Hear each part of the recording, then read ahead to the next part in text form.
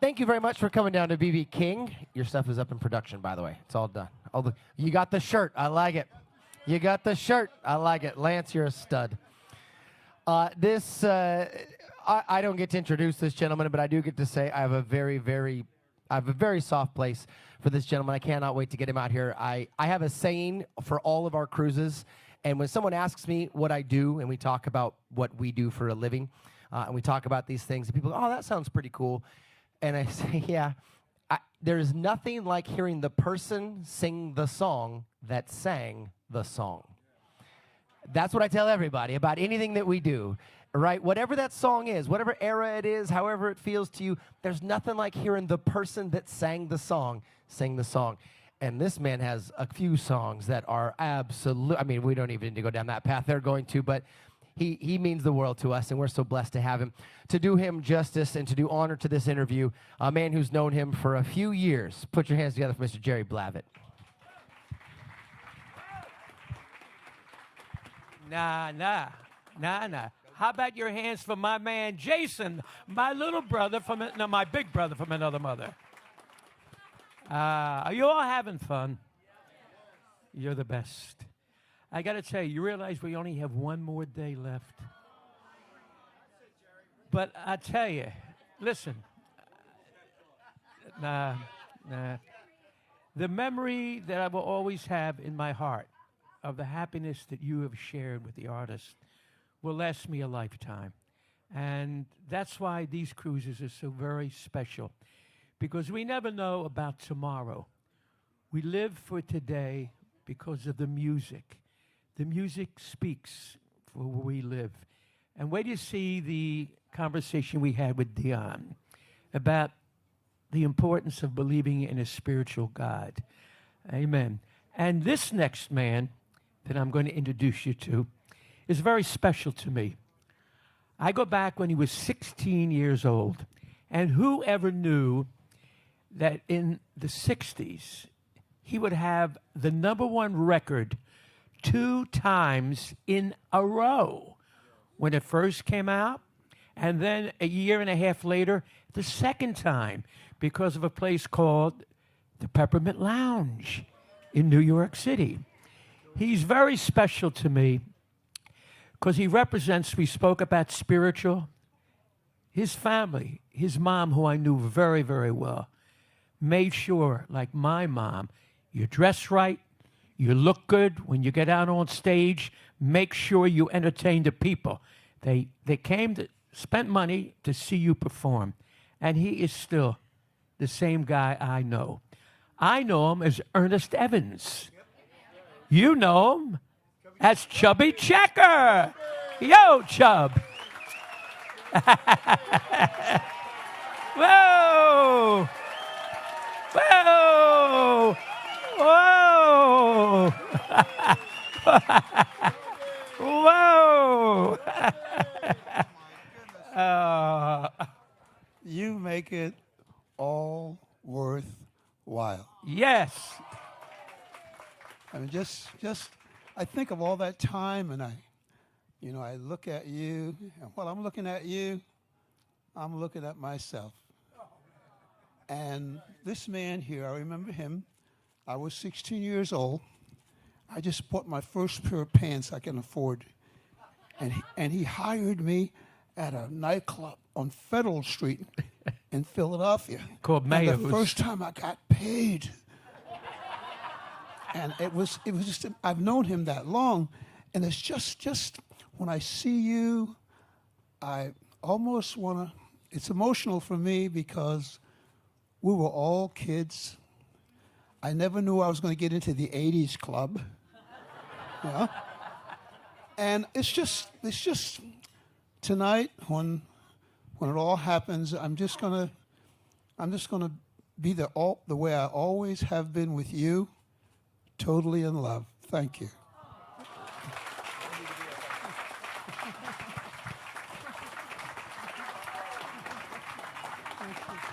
Come on, we'll sit down, we'll talk a little bit.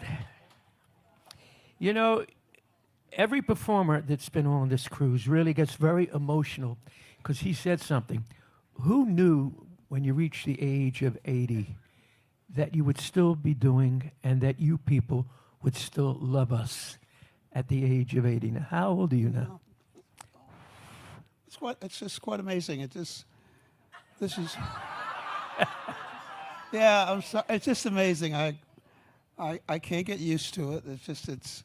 It's happening, and this little ship that we're on, and it's a grain of on the ocean. It's a grain of sand on a beach 1,000 miles long.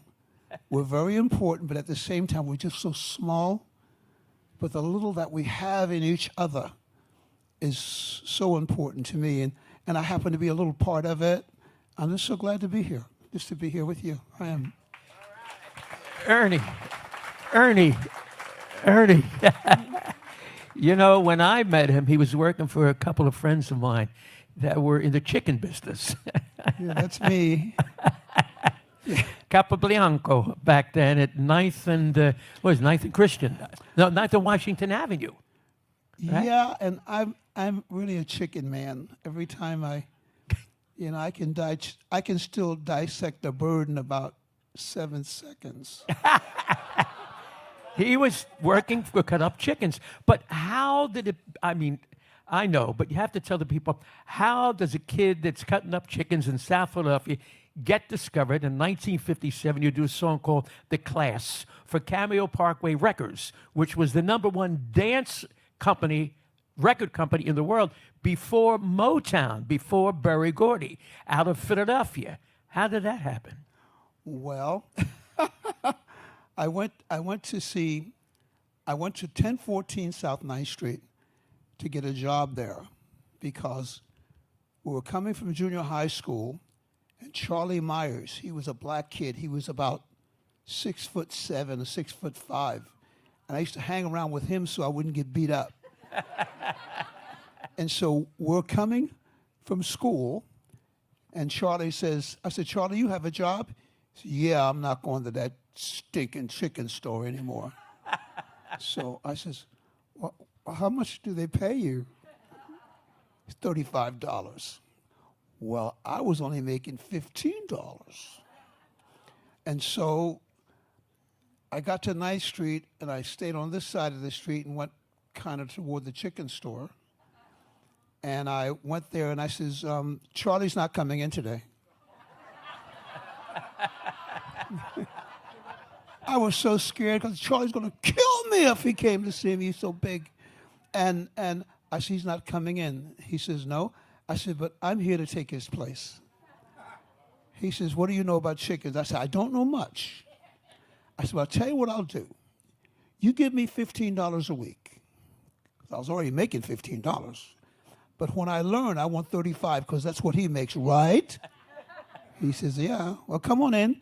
And when I went in there, the place was terrible. It was stinking. It was awful. And I cleaned up everything and got everything nice. And I was downstairs singing something. And this guy walks in. He says, hey, who's that down there? You Chubby down there? I says, how you doing? He says, come up here. He says, my name's Henry. I own the place.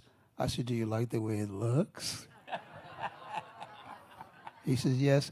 He said, do you always sing like that? Because I was singing downstairs, maybe a Platter song or something.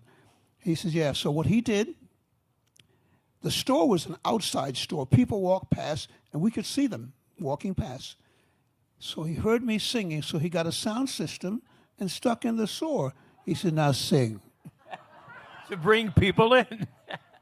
So I started singing, and the place started filling up with people. And he had a friend at Cameo Parkway Records that was a songwriter, and they knew Dick Clark.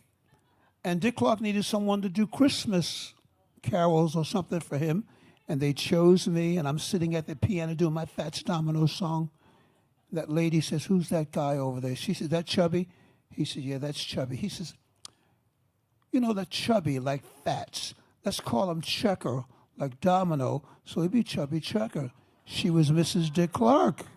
Barbara Sinatra. Barbara Clark. And Frank came to my mind. I went there a few times. They didn't want to hear from me, but when the fairy godmother says I was Chubby Checker, they said, well, let's try him out. And then we had this song called The Class, and then we had a little hit with that, and then things started from there. And this is I met Jerry Blavat long before that happened, and so this is things that sort of happened a little bit, and I just seem to be in the right place at the right time. And I know that God bless my dad, and because he says that he made me work from the time I was 4 years old when he came from the Army, and he made me work and get a shoe shine box, and my mother said, Raymond, he's just a little boy. He says he's going to be a big man one day. I don't want no bum around the house. So he said, "No, get out of here and just get out." He was terrible to me. And then when I got 13 years, I hated my dad until I got 13 years old. He always said to me, "If you buy half, I'll give you the other half. I'm not buying you nothing." He was really hard on me. And then when I was 13 years old, he says, "Do you need something?" I said, "Do you need something?" And I thanked him so much for making a man out of me, because I love my dad. He's not here anymore, but what he gave me, I can never give him back. So. Yeah. You know, yeah. Your mom was very special, too. Yeah. To the day she died, his mom would make sure, as I said, he's going out, make sure you look good, Chubby. Now make sure you do this and make sure you do that. And she made sure that he had those shoes. You see those boots, ladies and gentlemen? But, you know, you were really fortunate when you think about it, because when you talk about the dance craze, he really created the dance craze in the 60s. Not only the twist, not only the pony. I mean, we can go on. You got Let's Twist Again, the Huckabuck. And he was very fortunate that the label had the in with Dick Clark.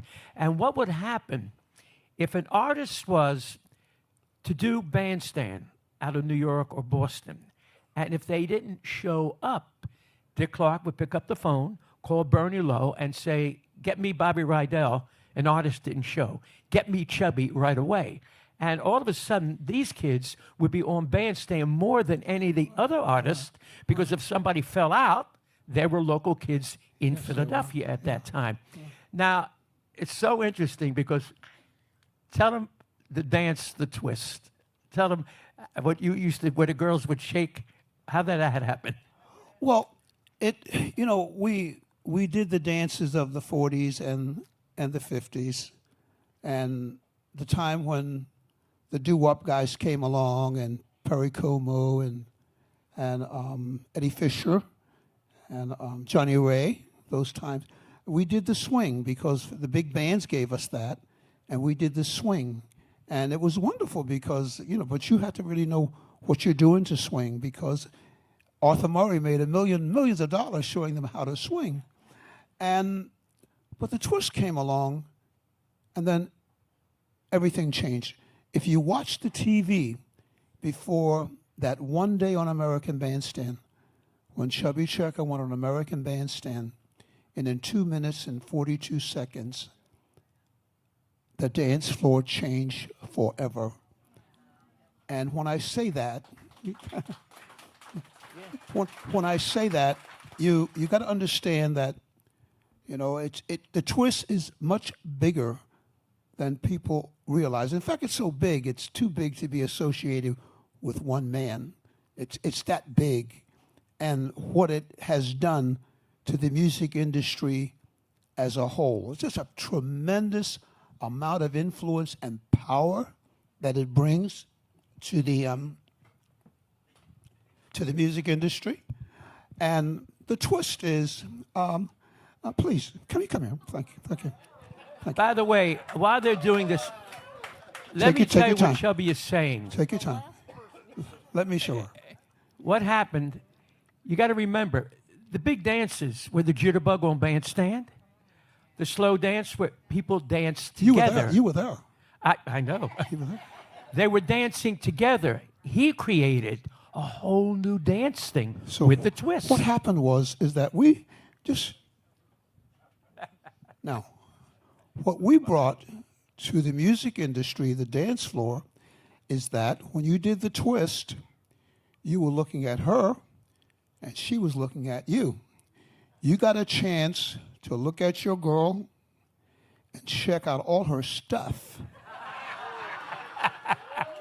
Yeah. And she had a chance to look at you, and I call this exploiting your sexuality while being fully dressed. And this is what we did. The twist looks like this, and you can see it because you understand it. But then we did the pony, but still, we were like this, all right? And we did the fly, but we were still like this. And when you do the fly, you can't do the fly without doing the shake, all right? And we brought that. So the twist, the pony, the fly, and the nasty dance from 1949, the Hucklebuck. Thank you, thank you, thank you, thank you. But this is what we brought to the music industry, and here it is, 2022, and what we did in 1958, 59 is still going on today, and this thing that we call the pony.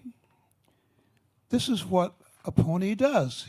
He hips and he hops, doesn't he? So the hip-hop generation, this is all they do. Only they hold it, you know. So we brought these wonderful, so what we did on American Bandstand, an influence on the dance floor that's still with us, and thousands of entertainers and dance people benefit. But it all started right here. There you go. You know, folks, what he's saying is right. I was doing a dance which he came in South Philly called the Dixon House. It was very successful. During the winter, we would do it in a little gym. During the summertime, we did it outside with the Italian neighbors, seeing all these kids dancing and jitterbugging. They were happy. The Italian lady said, "Ma vita get a wayu, and look how wonderful these kids are."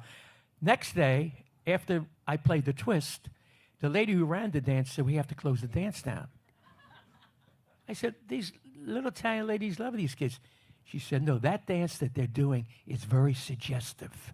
Yes, it is, yeah. I said, "What do you mean?" Well, they're shaking their boop, beep, boop, beep, beep, as he said, and they're looking at each other. I said, this is 1959. I said, this song is a dance. It's going to be the biggest song in America that this kid has done. True enough, after Dick Clark played it for 2 weeks, shot out the #1, and it saved me from losing the dance. But when it first came out, they thought this is very, very suggestive, as you said. Jerry, compared to what the twist gave us, the dances that we do, and like I say, it's the same style. Because, you know, the difference is it's the same style. I'm still not touching her, but she's getting more sexy, more naked all the time.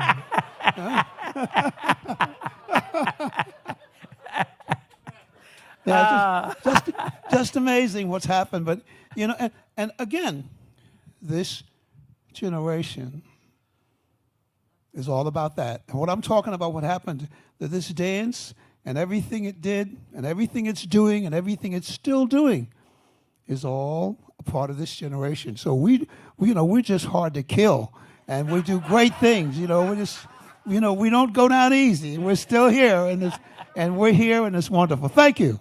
You know,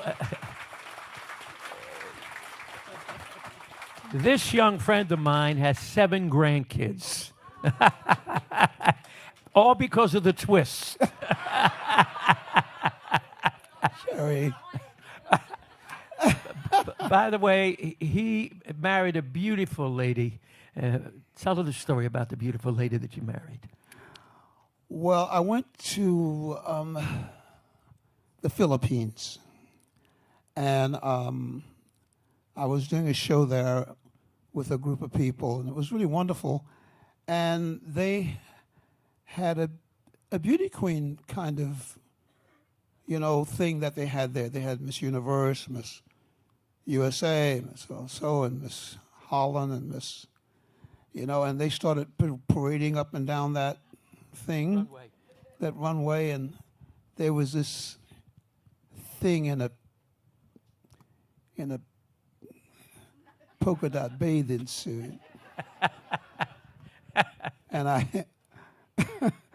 I was with one of my guys. I said, "What's that?" And you taught her how in to the twist. checkerboard, not checkerboard, in the dotted kind of bathing suit. He said, "That's Miss World. She's from the Netherlands." I said, "Oh."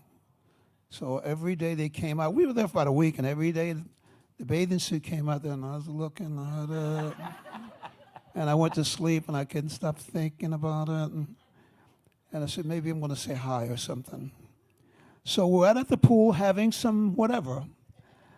And out of all those beautiful girls in one group there, that lady from Netherlands looked at me and she says, "Why don't you sing a song for us?" And I said, "I only sing in the moonlight for free." All because of the twist. Well, years later, after we got married, I said to her, what made you come on to me? Guess what she says? "I don't sing in the moonlight for free." Little did I know, my first big mouth made it for me. And we've been together for 59 years, so. God bless. God bless. And, we hang out, and, it's just okay. Everything's good, and we've been able to, to go and come and get things together, and a nice lady, and we hang out together, and it's just, Jerry, it's just okay.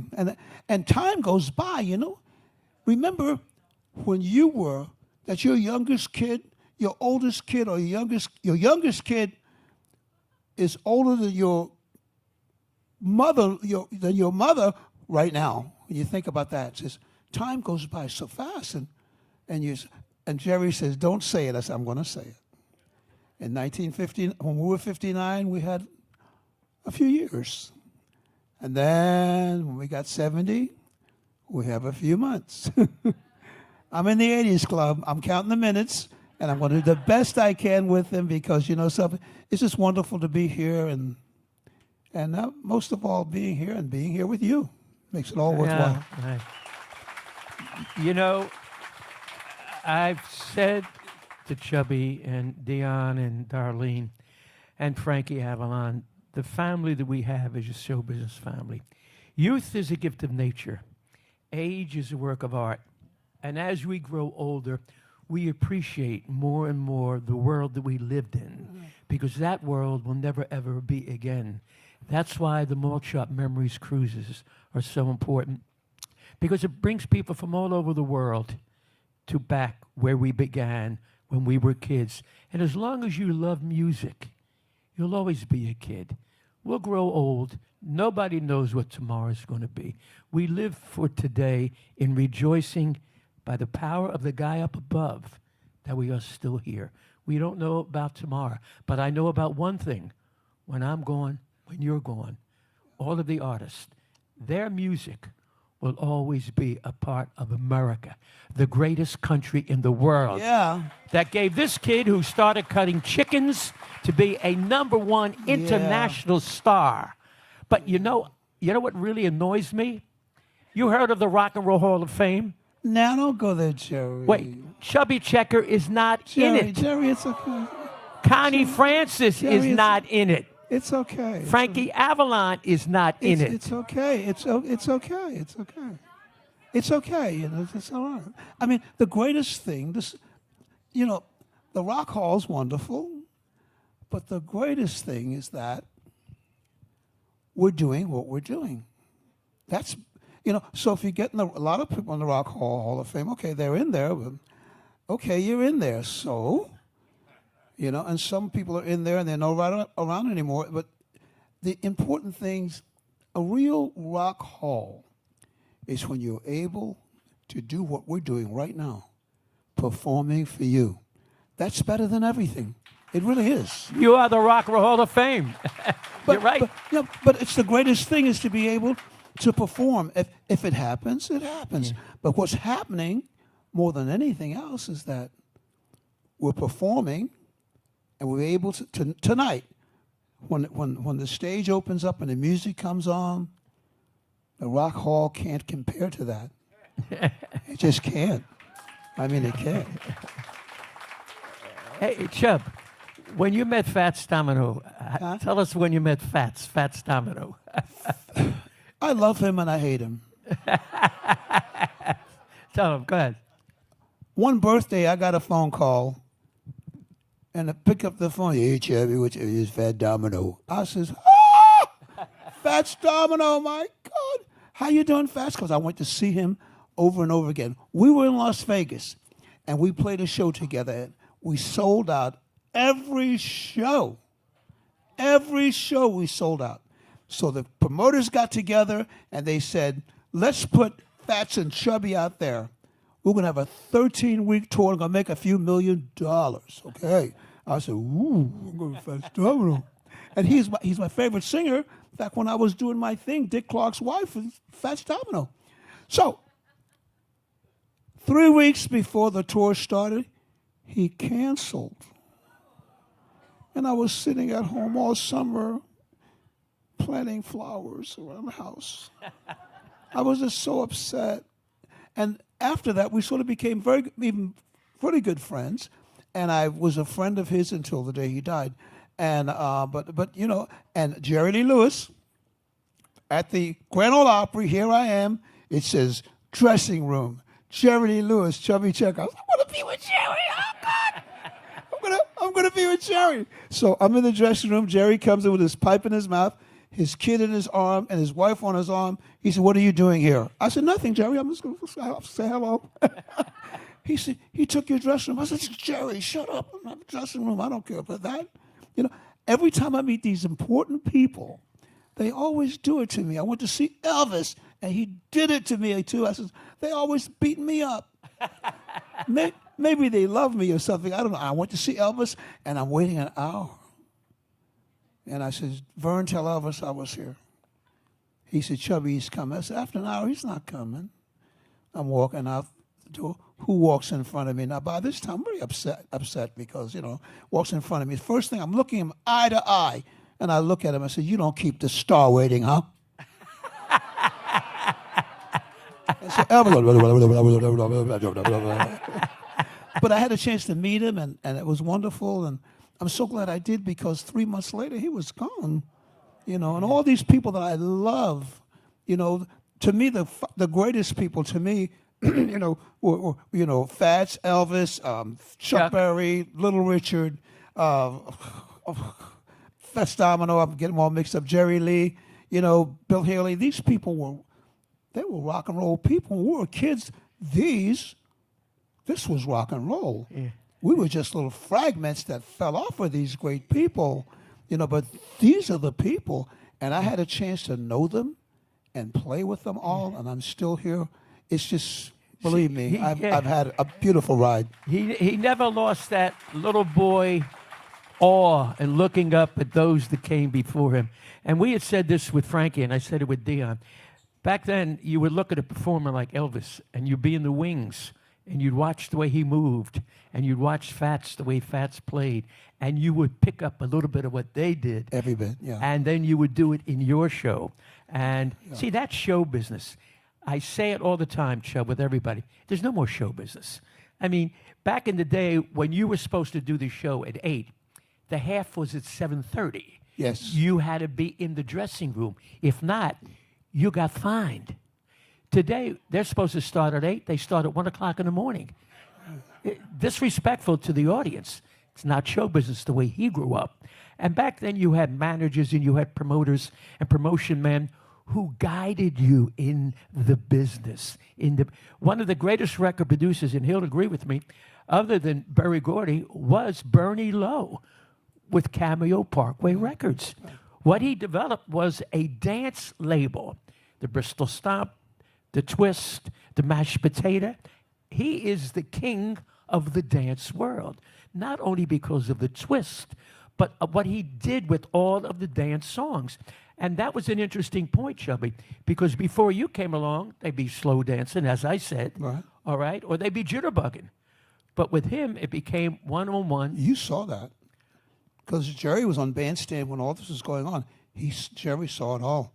And to see one day on the dance floor and then the next day on the dance floor, and that's still happening. That was, my Lord, 60 years ago, 62 years ago that we did this.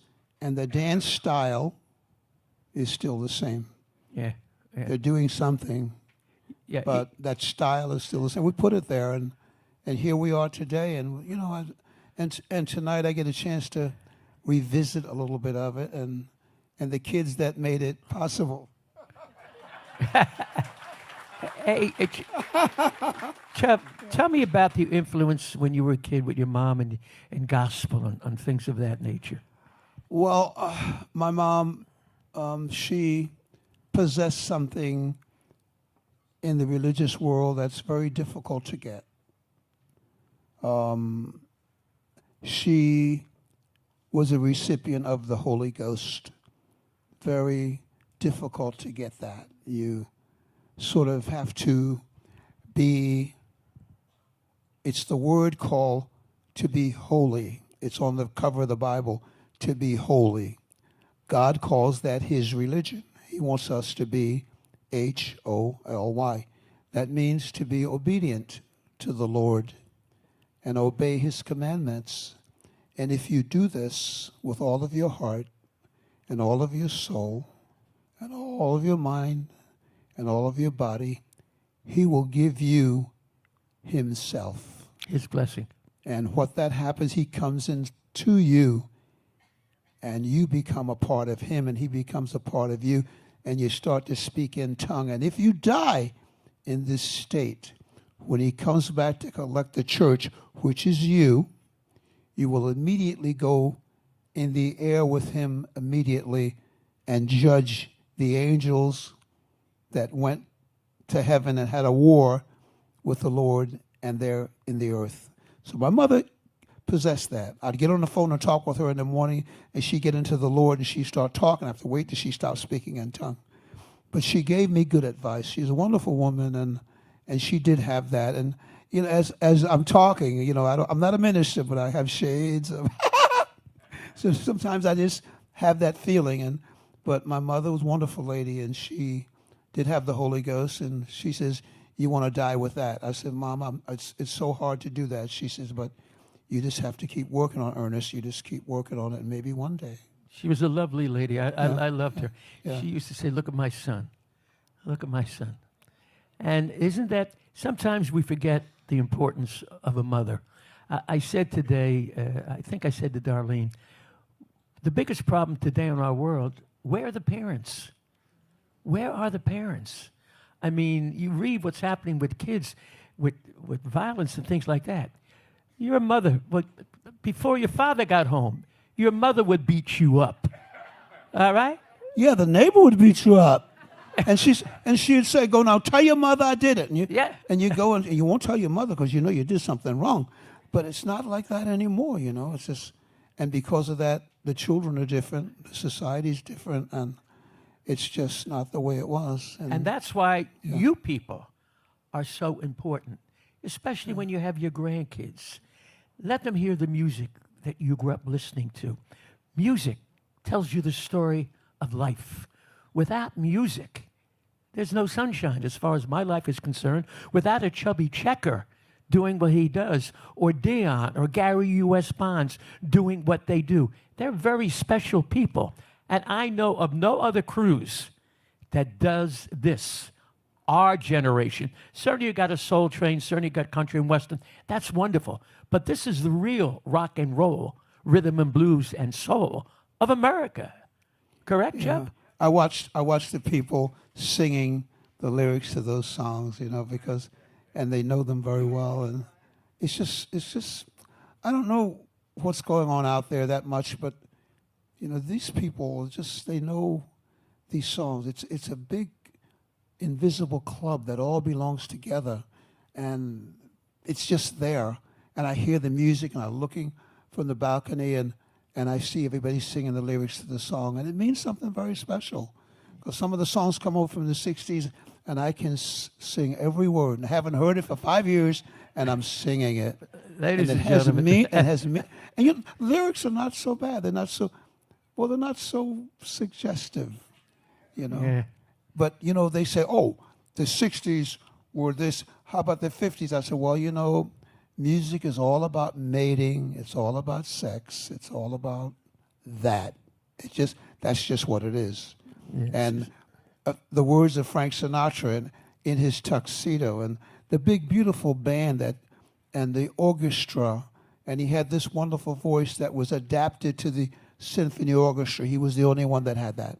Yeah. And his song about how little we know, see how clean his lyrics are, how little we know what's left to discover, what chemical forces flow from lover to lover. Yo, ladies and gentlemen, how about that? How little we understand what touches off that tingle. That certain explosion, that sudden explosion seems to tingle in her mingle. I'm finished. That's it. That's it. That's why he was singing this to me. That's why I said Barbara Sinatra. You know, But- how little we know. That's the song. Hey, Chub, But he was wonderful. we're getting a cue that we have to end this conversation. But in ending real quick, the fulfillment of your life at this age has to be the audience because they are your second family. It's because of you that it all works. It's just if you're not there. And I often bring it to the attention of the audience, you know. When someone wants something, a picture or something, I stop, you know, and I see some artists just walk away, and I try never to do that. I try to just take the time because, you know, you make it all possible, and for all of us, and we're blessed to have what we have, but we're more blessed to have because you like it, and you come to see it, and it makes all the difference in the world. Whenever I go home and I drive up the driveway, and I've been there since 1965, in the same house, same woman, everything, and I go up the driveway, and I know that it's because of the people that I'm there. And I never forget that. I never, ever forget that. And I just want you to know, like I said before, when I first walked up here, I'm forever in love with you. Thank you. Ladies and gentlemen, what better way to explain